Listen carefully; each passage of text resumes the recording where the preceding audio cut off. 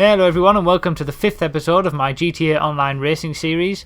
Now this video is going to be a discussion on the fastest lap times that I achieved in the fastest videos sort of series that I did. It's basically going to explain why the cars get the lap times that they do, why upgrades don't make all that much of a difference, things like that, and we're just going to have a bit more of a discussion about it because there wasn't really a lot of time to do that in the actual videos. If you haven't seen those videos, all the links will be in the description down below so you can finally see which the fastest cars are in each class and how they stack up against each other. So if you haven't seen those, I would advise you to watch those before you watch this one, but it's entirely up to you. On the screen you're going to be watching 4 races, all on the Cutting Coroners track. Now I thought it was quite apt to have these races on this track for this video, since that's pretty much all I raced on for a good week, getting all these lap times. So yeah, the first 2 races are actually before I did all the lap times. The second 2 are after I did all the lap times, and you'll see a marked improvement in my performance on this track before and after, because I just got to know it so well. So yeah, I'll leave you to watch that. And the first thing that I really want to say in this video is thank you. Thank you so much. When I made these videos, I thought that they may, do well. I thought that hopefully I'm putting out some good information there for people to enjoy, essentially, but I never really expected the response that they got. I was amazed. Well, since I started commentating on videos, the most views I've ever got on a video was something like 3,000 and that was a Forza Horizon DLC review. So that was the most views that I'd ever got since I started commentating. Now I have had videos before that have got more views, but I don't really count those in sort of this commentating section of my channel. The fastest cars video, which is the first one that I put up, which focused on supercars and sports cars, that broke that record of 3,000 views in 12 hours. I couldn't believe it. In 24 hours it hit 4,000 views and it was already up to my 8th most watched video ever. So I'm just totally amazed by the response, and I'm really glad that people are enjoying the videos. I've put a lot of effort into them. You wouldn't believe the amount of hours I've put in getting these times and the footage and everything. And I'm just so happy that people are enjoying them for what they are. So yeah, thank you very much everyone who's subscribed. Hello to all the new subscribers, everyone who was here before, anyone who shared the videos, who's even watched the videos, even just given them a like. Thank you so much for the support, and I hope that my future videos will continue to entertain you, to make you find a reason to stay subscribed. So the next thing, and let's get this out of the way straight away. If you are still one of those people who disagrees with the positioning of the cars and thinks I've done it wrong and I'm no good, and the Corvette is still the fastest sports car, then you might as well click off this video now. This isn't going to try and change your mind. That's not my job. I don't care about that. If you want to continue running around the track in a Corvette and be 3 seconds off the pace, that's fine by me, and it'll be more fine by me when I come to race against you as well. So yeah, I don't have a problem with that at all. I can understand a certain level of skepticism. People come new to this channel, certainly won't know my history with racing games on and off this channel. Nobody will know my successes with racing games and that I am a competent racer, at least I feel I am. And people won't know that I'm not just some other random guy with huge inconsistencies in lap times. But there comes a point where just closing your mind completely to everything and not even having the decency to have a look into it and really give it some thought, there's just no point in even bothering to continue. So yeah, if you are one of those people, there's no point in watching this video, because I'm going to be pretty much saying that the Corvette isn't a faster car. Although to all of you who do disagree with the lists, I will just say, what kind of testing have you done exactly? When you've tested all the cars as much as I have, then you can come back and we'll talk. But until then, just continue to total around slower than you should be. But for the rest of us who are more open-minded, we've actually got some business to take care of. And that is mainly, why are these cars where they are in the lists? Why is the Carbonizer further down the order? Why does a bulky sedan such as the Washington get the same lap time as a 4-door sports car such as the Buffalo? You know, why are these cars in the positions that they are, and why do they get the lap times that they do? Especially in some cases where the stats wouldn't show that, or wouldn't even begin to make you believe that would be the case. So I think if we're being totally honest, there were a few surprises in those results. There certainly were a few positions of cars that weren't expected, and that was true for me when I was actually doing it as well. Obviously I went into it totally objectively and did each car to the best of my abilities, but when for example, when I went into the muscle cars class, I expected the Gauntlet to win, and it didn't. It just didn't have the pace. A lot of people expect the Carbonizer to be the fastest car because of its stats, and it was nowhere really. Same for the Corvette. I don't know where the Corvette came from, that the Corvette's a good car, but a lot of people seem to think it is, and that was nowhere as well. And the Sports Classics class, I didn't think that the Z-Type was going to beat the Monroe, so there were a lot of surprises even when I was doing it, but the times certainly don't lie, and I fully believe that the lap times that I achieved and the lists that I got of the quickest cars are as trustworthy as possible. I believe that they are definitive lists of the quickest cars.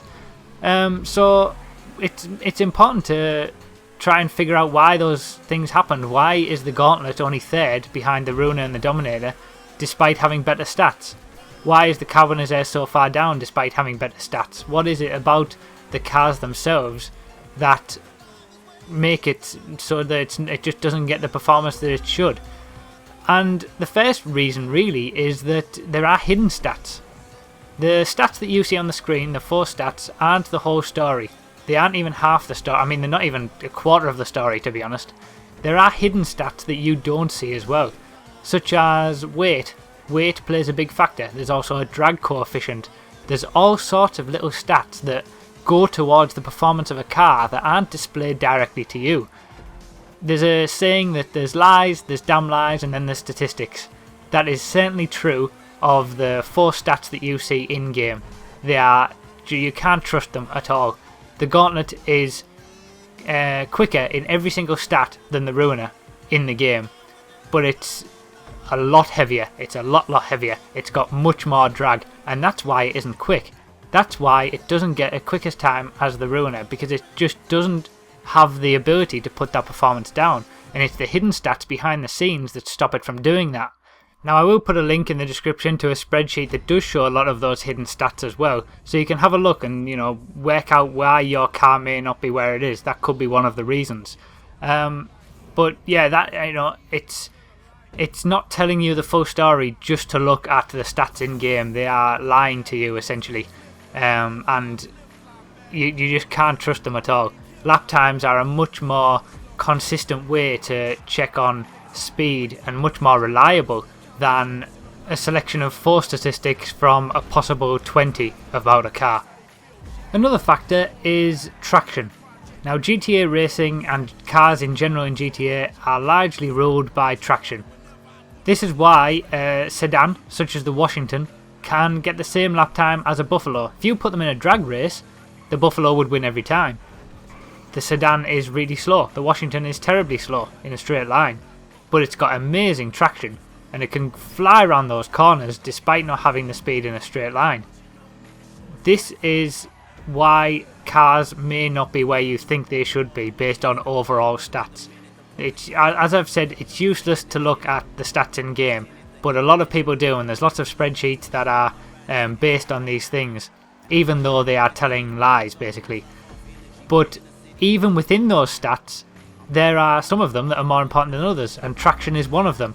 Traction determines how quickly you can get out of the corners by putting the power down, how quickly you can go around the corners, how quickly you can brake. Traction is everything in this game. And if you organise the cars by their traction stat, you wouldn't be far off the order that they got in the game, I would say. And this is also why the Carbonizer isn't as high up as you might think it should be. The traction of the Carbonizer is terrible. So it doesn't matter how quick it is in a straight line, how good on acceleration it is, how good it brakes. It just doesn't have the traction to put all that into effect. Now also, there are the hidden stats as well, but it's traction that really defines how good a car can be. So yeah, traction is king really, and that's why motorbikes are with their frankly unrealistic traction around the corners and extreme lightness topping the leaderboards at the moment, and why the top cars in each class that I did are where they are. But unless you're driving the other cars to the absolute limit, you're not going to notice the benefits that the extra traction can give you. You, personally, might be quicker in the Cabernet Air because you aren't driving the other cars to their maximum capabilities around the corners and instead relying on the straight line speed. Now that doesn't mean that the Cabernet Air is a better car, it just means that you need to maybe improve your driving a little bit. The fastest car is the one that gets the best lap time when driven on the limit. It isn't the one that each individual person finds quickest when driven sub-optimally. And trust me, I drove these cars on the limit. Now, I know I said that I was only going to be showing 4 races, but because this has kind of gone on a bit longer than I expected and I really do want to sort of cover all the bases, I've just put in some extra races that aren't really related, just to sort of, have something for you to watch while we finish off this video. Because I do want to cover everything and make sure it's all sort of encompassed in one video, and I don't mind that it's going to be a little bit longer. So now for a quick word on upgrades, and upgrades aren't really going to change the list at all for me. You've got to realise that every car gets the same upgrades available to it, so any improvement that you can make to the Cabernet Air, for example, you can also make to the Feltzer. Unless there's some special cases like the Voltic, which can't get a turbo, all cars have access to the same upgrades, so the speed and the performance increase from those upgrades is going to be the same on each car. Also, taking into account the fact that upgrades only help in 2 areas, braking very small and acceleration by quite a lot. It doesn't improve the traction of any car, it doesn't improve the top speed, it doesn't improve any of the hidden values that you see as well. All you get for your money is acceleration and braking. And it's not those aren't the key factors in how quick a car can go. As I've said, it's traction. And it's traction that allows you to get the most out of the acceleration that you put onto it as well. So taking the Cabernet Air, for example, because a few people mentioned that maybe the Cabernet Air is the quickest with all upgrades on it. The Cabernet Air is 2 seconds a lap slower than the Elegy. When both cars are given the same upgrades, there's no way that the Cabernet Air can make up those 2 seconds, even if it gets more acceleration than the Elegy does. If it's a percentage, for example, the Cabernet Air might get an extra 0.5 more acceleration or something like that. But it doesn't change the fact that the traction of the Elegy is what makes it quick, and it's not going to make up 2 seconds a lap. It's just too big of a gap. So yeah, there's no reason really to believe that upgrades will make the slightest difference to the list. Maybe 1 or 2 or bring a few cars closer together, but on the whole it's not going to make a difference. So the final point I want to make is probably going to be the most important. If you were paying attention to the lap times on the cutting corners races, you will have seen that the fastest lap by anyone else in those races throughout all 4 of the races was 1 minute 2 seconds. That was the fastest lap that anybody apart from me got in that race, so any of the opponents. A 1 minute 2 second lap time is slower than the lap time that I achieved in every single supercar except the Bullet during the fastest cars video. Every single supercar except the Bullet managed to get 59 seconds around that track. But what relevance has that got? What does that mean? How is that significant at all? Well, it basically means that I could have driven any of the supercars, possibly even the Bullet, and still won those races. I didn't have to choose the entity, I still would have won those races in all of the other supercars because the opponents weren't as quick in the entity as what I could be in all of the other supercars. That is a main important point to realise. The driver has such a big effect on how well you do in a race. It's far and away the driver has much more of an effect than the car itself. That's why it's useless comparing 2 cars by putting 2 different drivers in, because the driver has such a big effect. That's why I had to test every single car myself, because adding an extra driver would have been an unwanted variable. You want to keep the variables as little as possible, and you want the cars to do the work themselves rather than the drivers have any kind of difference between them. So the point I'm trying to get across is you don't necessarily need to have the fastest car all of the time. If you're a good enough driver, you should be able to win anyway. Like I was saying, I could have won those races in the Vaca. I could have won them in the Voltic. I could have won them in the Infernus. I could have won them in any supercar. And a lot of the time, if you are a good enough driver, you'll be able to win races in a lot of variety of cars. It doesn't matter. But all I wanted to do with these videos is show which the quickest cars are. So if you want that little bit of extra advantage, if you really want the absolute maximum pace that you can get, you can have it. If you want to choose your favourite car, if you want to choose the Feltzer or the 9F because you enjoy it more, that's fine. Chances are you're going to win more races anyway because you don't need the fastest car. It only ever comes into account when you are racing against someone who is pretty much the same level as you and has a quicker car. That's the only time, and that doesn't happen very often. So yeah, you can go for the quickest car if you want, but the difference in time isn't enough to make up any problems that you have in driving skill, is what I'm saying.